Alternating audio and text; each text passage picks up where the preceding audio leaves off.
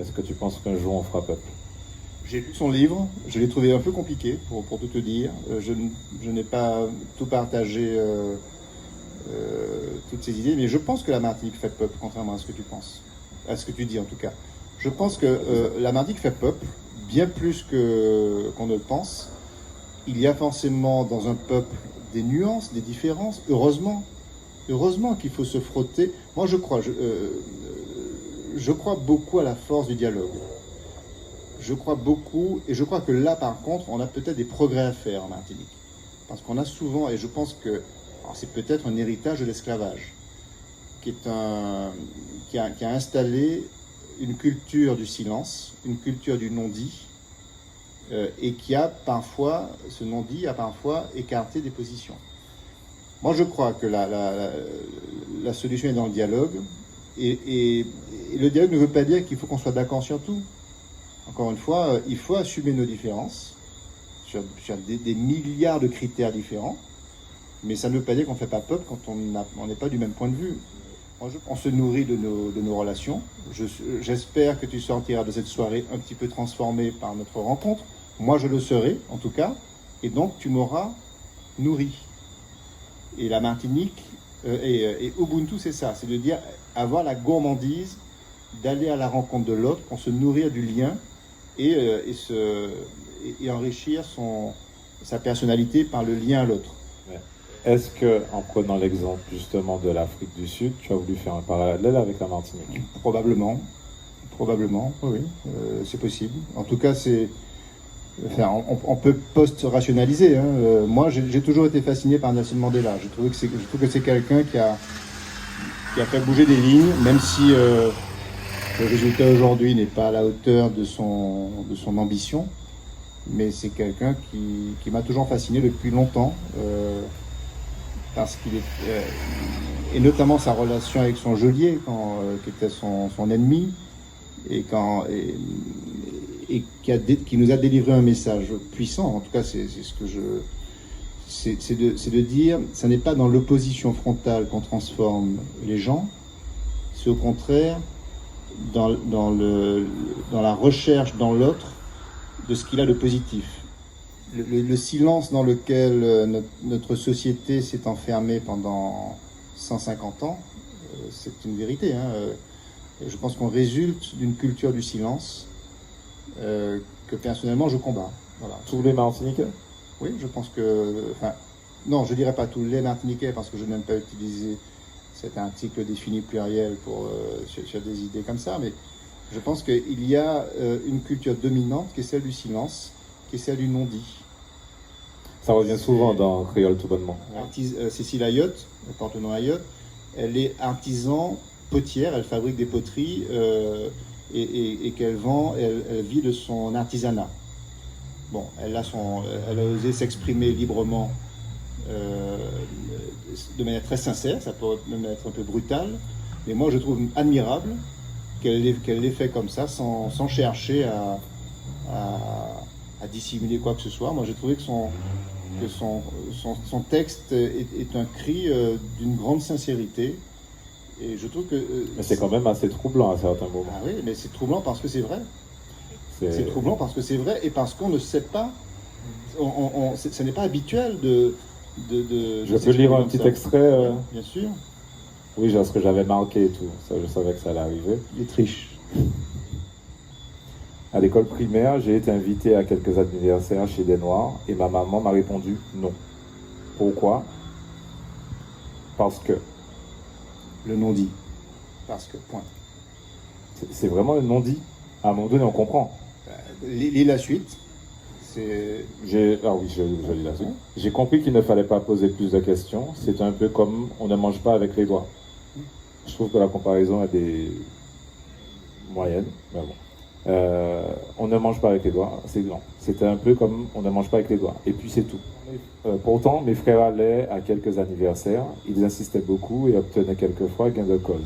Moi, je ne comprenais pas pourquoi ils insistaient, puisque ça ne se faisait pas. Il y a un autre passage que j'ai relevé. En 6e, je me suis retrouvé la seule béquille dans la classe et nous étions 2 blanches.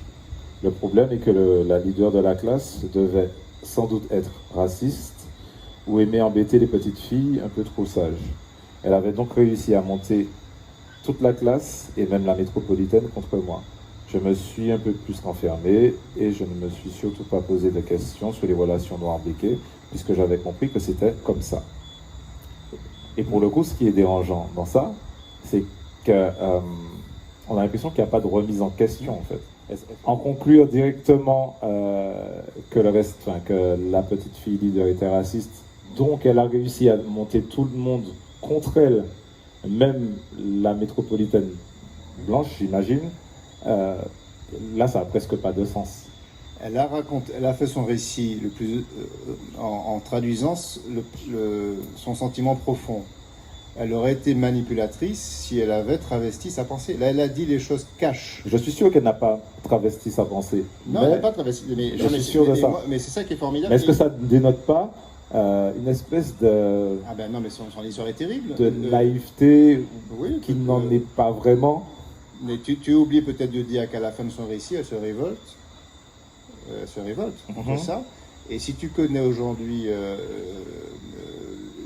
Cécile Ayotte, si tu vois son engagement dans la société martiniquaise, tu t'apercevras qu'elle s'est révoltée dans son mode de vie. Elle a dépeint une situation familiale qui était extrêmement terrifiante, qui enfermait effectivement qui s'enfermait dans des visions racistes, dans des visions excluantes. C'est une vérité. Elle l'a dit de manière honnête. Moi, je trouve ça. Est-ce que c'est pas ça la solution? Se révolter contre les choses qui nous semblent ne pas être bonnes. Elle l'a fait. Donc, en tout cas, la solution, j'en sais rien. J'espère que la solution, c'est ça fait partie de la solution. Elle a dépeint une situation qu'elle a trouvée très, enfin, qu'il avait meurtri. Quand elle dit ça, tu penses bien qu'elle traduit une pensée qui l'avait choquée. Donc elle s'est révoltée contre ses parents, contre son environnement. Mais elle a eu le courage de le dire et de le faire. Donc moi je trouve que c'est précisément ce courage-là qui parfois nous manque, nous, collectivement. On a tendance à ne pas dire les choses. Je trouve qu'elle a été cash. Après, elle a exprimé ça avec ses mots. C'est pas une écrivaine. C'est encore une fois. Donc il y a peut-être un peu de... pas de maladresse, mais un peu de naïveté d'une personne qui n'est pas une écrivaine. Mais en tout cas, elle a exposé son cœur avec des sentiments forts. Et quand tu lis la fin de son récit, elle se révolte franchement. Continue. Rectalinéa. Alors, Rectalinéa, c'est un... Sur la forme, déjà, c'est un roman. Donc, c'est un livre qui fait une centaine de pages, qui utilise un prétexte d'un récit un peu à suspense. Donc, c'est une petite enquête dans la vie de quelqu'un qui se réveille un matin, qui a des soucis, etc., et qui reçoit des lettres. Et ce que j'ai voulu à travers ce texte, d'ailleurs, c'est pour ça que le sous-titre, c'est Petit traité d'humanité martiniquaise. J'ai voulu, mais avec beaucoup... Enfin, encore une fois, ça peut paraître prétentieux, mais ne le prenez pas comme ça. J'ai voulu raconter la Martinique, mais non pas sous l'angle uniquement du prisme martiniquais, mais d'inscrire la Martinique dans le concert de l'humanité. Donc c'est un peu la question du hasard que j'ai voulu exprimer et raconter un peu l'histoire de l'humanité avec toutes ces étapes qui balisent l'avancée de l'humanité, quels que soient les continents, quels que soient les peuples, et qui arrivent à la naissance d'un individu qui grandit dans ce pays de la Martinique. Et donc c'est un peu un récit, à travers 15 lettres, d'une vie martiniquaise inscrite dans le concert du monde. Est-ce que tu peux nous lire la lettre 4? Lettre 4. Évite de palabrer si tu ne maîtrises pas le contexte, si tu ne connais pas les événements d'avant. Prends le temps d'apprendre, de comprendre. Écoute, lis, interroge la mémoire des autres, feuillette les pages d'histoire. L'histoire, c'est la somme des récits que les hommes ont inventés pour raconter le passé. Elle n'est pas forcément vraie, mais elle est réelle. Elle est utile pour savoir d'où on vient. Elle est dangereuse quand on va y chercher les raisons de se quereller. L'histoire se veut objective, mais elle ne l'est jamais vraiment. Les faits qu'elle relate varient selon la place de l'œil qui les regarde. Le vainqueur ne fera jamais la même guerre que le vaincu. C'est pourquoi tu dois observer les traces du passé avec prudence et humilité. Ne porte jamais de jugement sur les événements d'hier sans t'extraire du cadre d'aujourd'hui. Tu verras que les hommes ressemblent plus à leur temps qu'à leur père. N'oublie jamais qu'un fait historique ne peut s'expliquer pleinement en dehors de l'étude de son moment. Cela pourrait faire de toi un brûleur de livres et un déboulonneur de statues. Tu as voulu faire passer un message? Je fais la part entre l'histoire et la mémoire. Bon, je pense que tout le monde ici a bien compris la nuance qu'il y a entre l'histoire et la mémoire. Justement, la question venait, mais voilà. Tu veux tout spoiler. Non, mais c'est important parce que je pense qu'on est... l'histoire, c'est ce qui se veut le plus objectif possible, bien qu'encore une fois, comme je le dis là, l'histoire n'est jamais totalement objective. Il y a une phrase qui dit que l'histoire est une putain qui se livre au vainqueur, pardon. Donc il y a toujours une part de subjectivité dans l'histoire, il faut en être conscient. Mais il n'empêche que les historiens sérieux, Gilbert Pagot en est un, quand ils abordent leurs travaux sur l'histoire, ils y mettent un maximum d'objectivité, ils objectivent les faits. Et ça permet de se mettre à distance. Et puis la mémoire, c'est l'émotion que l'on met sur l'histoire. C'est l'émotion d'aujourd'hui que l'on met sur les faits d'hier. C'est ça la mémoire en réalité. Et elle est légitime aussi, parce que l'émotion fait partie de l'humanité. On ne peut pas dire c'est mal d'avoir de l'émotion. Non.